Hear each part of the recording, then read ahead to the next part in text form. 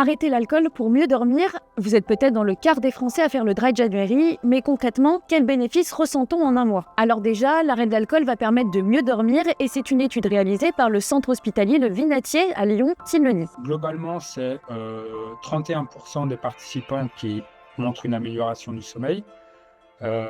Et on remarque notamment qu'on a 9% des participants qui, au début, estiment avoir une très bonne qualité de sommeil.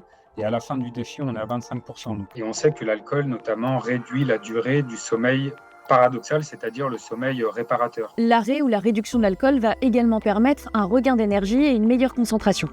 C'est probablement lié à l'amélioration de la qualité du sommeil, puisque évidemment, quand on dort mieux, qu'on a un sommeil plus profond, fatalement, on est beaucoup plus énergique, on a de meilleures capacités de concentration. On a 42% des participants qui notent une nette amélioration de leurs conditions physiques.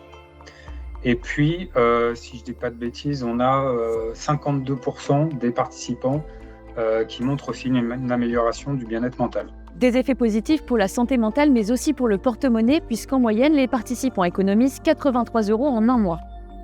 Alors, se concentrer sur ce pari, c'est bien, mais le prolonger, c'est encore mieux. Et ça, plus de la moitié des personnes suivies lors de l'étude l'ont compris. Ils ont indiqué conserver de bonnes habitudes et boire moins d'alcool 8 mois après le défi.